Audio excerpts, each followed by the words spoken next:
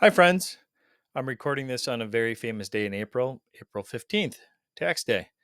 I was encouraged to create one more video discussing my thoughts on market volatility. And during all the previous discussions I've had with clients, since the tariffs and that news and those headlines came to be, I thought of a couple other ways, or I developed another way to kind of take a look at what it really means to have a long term perspective on the markets. So, to get started, let's go over some fun facts about April. Uh, T.S. Eliot's poem, The Wasteland, he famously opens it up by saying, April is the cruelest month. Those words set the tone for the poem about rebirth and renewal of spring, but sometimes of the painful process that one has to go through to get there.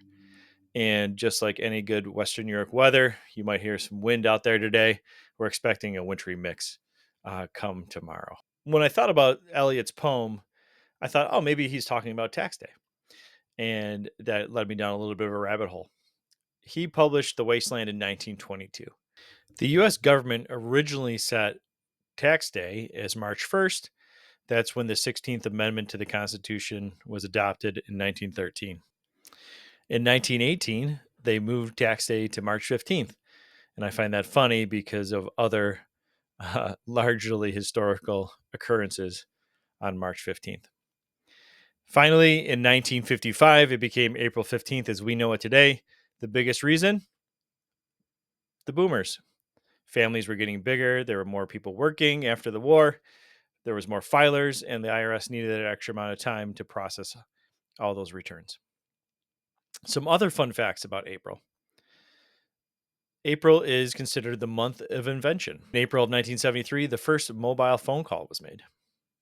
I remember this one, April of 2010, the first iPad was launched. I remember reading initial reviews of the first iPad saying it's just a big iPhone, which back then it was. But now it's a pretty powerful computer that I can do a lot of my work on uh, outside of the office. And lastly, Coca Cola as we know it was invented in April in 1886. And that got me thinking I am definitely a Coca Cola drinker. I prefer Coke Zero out of any of the soft drinks out there. When I was growing up, Pepsi was massive. They had that huge Taste of a New Generation campaign. Remember Cindy Crawford in the Super Bowl commercial, Ray Charles, you got the right one, baby. But then I got to thinking, when was the last time I actually went out and bought a Pepsi or drank a Pepsi? It's been years since I've had one. Just some food for thought. With that being said, let's get into the chart that I put together. Once again, I had a lot of great feedback from clients appreciating the videos, given the perspective. When the headlines get crazy and the market gets very volatile, it's critical for me to make sure that you know that I'm here for you. Uh, I know you get the emails, I know you get our text messages, but the videos are just another way for me to create that channel that if you need to talk to me, there's nothing stopping you. And once again, if we haven't talked yet in 2025 and you need to talk and you want to go over things, what go over whatever you'd like, use the link in the description below to get to my booking page. With that, let's take a look at the chart. There. I went onto Y charts, that program that I used in my previous video, and said, "Hey, I can find out what the annual returns of the S&P 500 are. What at what point during the year was the lowest point in any given year in the market or the intra-year lows?" So from January 1st to December 31st, all the market days, we know what the year-end values are, either a good year positive or a bad year negative, but along that way of getting to those years, how bad did it get? What was the worst that we found? Okay. So once again, S&P 500 annual returns versus intra-year lows. So this chart goes from 1989 all the way through the end of 2024. If you take a look, the purple represents the return in the S&P 500 for that year. So that January 1st to December 31st value. So you say, hey, how do we do that year? In 1993, the return of the S&P 500, 10%. 1997, 33%. 2009, 26%. Wasn't all positive. 1990, down 3%. 2001, down 12. 2002, down 22. And the one that I can't forget, 2008, down 37% to end the year. But all those positive years that we've had in the market, there was at some point where the headlines were just like we've been seeing, where things get really volatile, kind of crazy, and people get concerned. So let's take a look at some recent history here. 2019, the return on the market, 31%. Great year. At some point during the year, we take a look at the markets. Markets are down 7%. 2020, wonder what happened that year. Finished the year up 18%. I definitely remember March of 2020 when the markets drew down 34%. The reason I remember this point is because I was in a hotel in Philadelphia with Tara. She was presenting her PhD dissertation at Villanova, and I came down to help support her. And during that time, that's when all the COVID news, COVID shutdowns, COVID fears, COVID lockdowns, all that stuff started hitting the news and all the headlines, and nobody knew what to expect. Well, I remember being on the phone back then. This is only 5 years ago, getting in touch with people saying, "Hey, I understand what's going on. I understand there's a lot of uncertainty. Stick it out. We should be good in the long term." Now, I was saying that completely unknowing of what was going to happen, but it really was no different than me making these videos today to get the word out with, hey, I know these times are kind of crazy. Headlines can get really, really frightening. And I understand that. So that's when I always say, let's look at some perspective. When in doubt, zoom out and take a look. Our markets have done. Another few years here. 2013, S&P was up 32%. At any point during the year, it was down 6. The year before, 2012, up 16.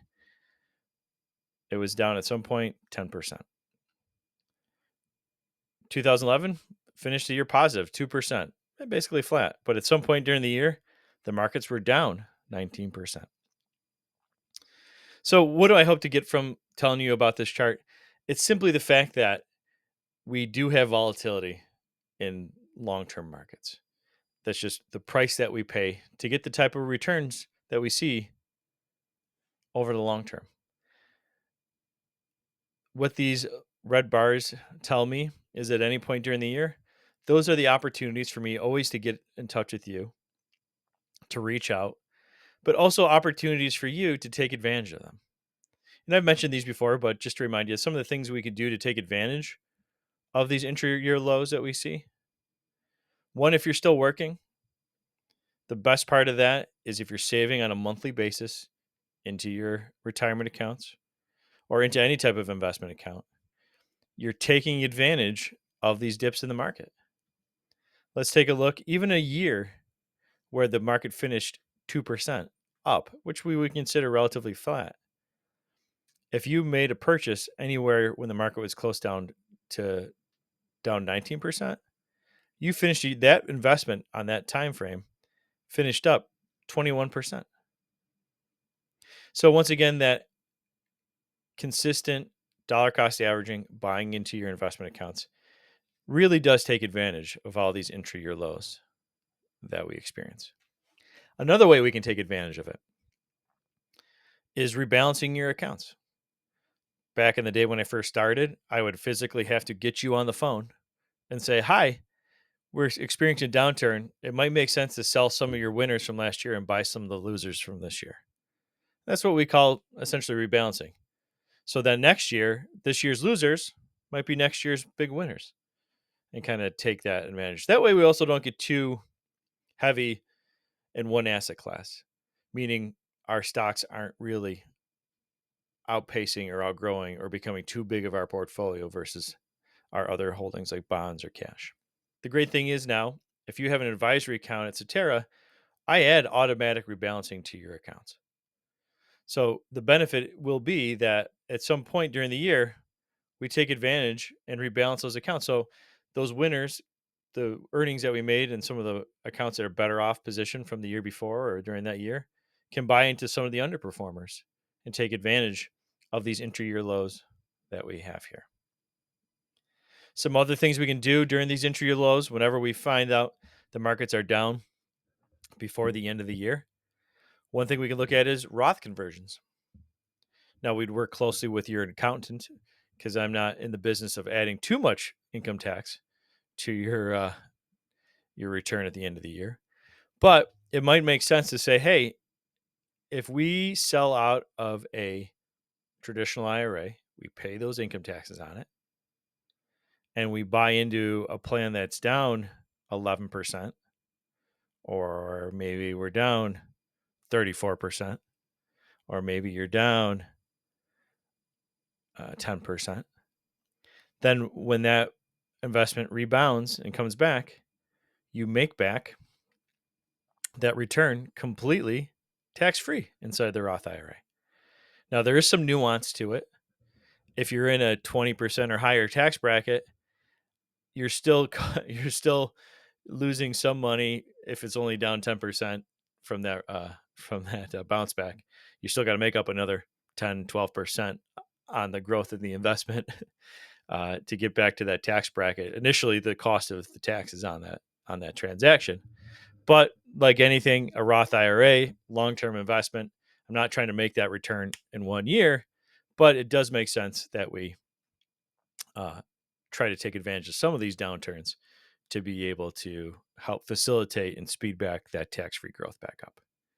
Last but not least, whenever the news gets kind of bad out there, headline news, investment news, short-term money that isn't really designed to be short-term money, that might make more sense being a long-term investment.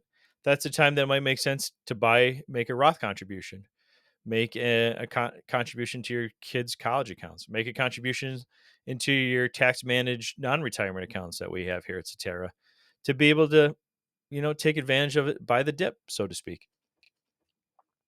So once again, during the process of talking to my clients, talking to you guys, I thought, on any given year, we don't start January 1st and go all the way to December 31st, just in the positive, never looking at any type of downturns.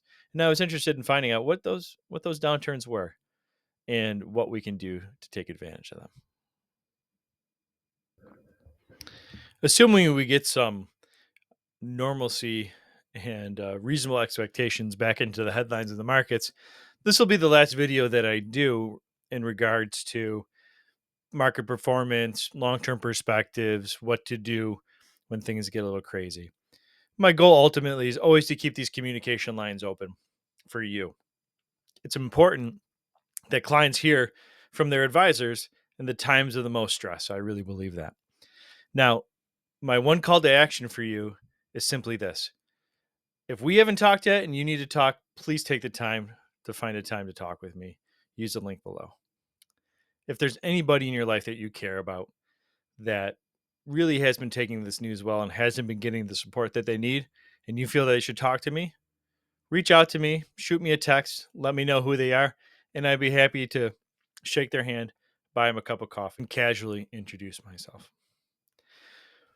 Going forward, we're going to stop looking at long-term perspectives as much, but we're going to keep a focus on volatility still, because that is the one thing that people are the most concerned with, and the strategies that I use to mitigate that risk with my clients. So there'll be a series of videos talking about all the different ways that once you get to a point where that roller coaster ride was fun, but really isn't as fun anymore, what we can do to still get you great returns on your investments, but really smooth out that ride. I wanted to leave you by saying I truly appreciate your business. I truly appreciate the opportunity that you give me to help you and your family reach all their goals. And I'm really striving through these videos and the emails and the text messages to always let you know that those lines of communication are always open. Once again, thank you for watching. I wish you and your family all the best, and we'll talk soon. Take care.